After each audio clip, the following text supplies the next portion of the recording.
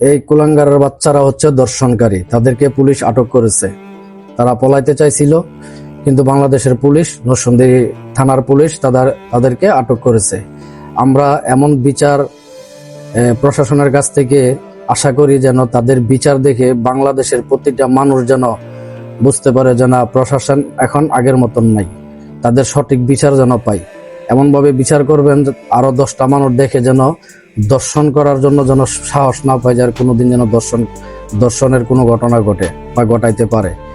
আপনাদের কাছে আমরা প্রবাস থেকে এতটুকুই আশা করি, আপনারা সঠিক বিচার করবেন, এই কুলাঙ্গার বাচ্চাদেরকে ফাঁসিতে ঝুলাইবেন, ওপেন সবার সামনে ফাঁসি দিবেন। তাদেরকে কোনোভাবে যেন টাকা পয়সা দিয়ে বা কোনো কিছু দিয়ে যেন তাদের কেস সেটেল না করতে পারে। আমরা তাদের জোর দাবি জানাই, আমরা তাদের ফাঁসি চাই। বাংলার প্রতিটি ঘরে ঘরে যেন মানুষে দেখতে পারে যে না, দর্শনকারীর বিচার এটাই।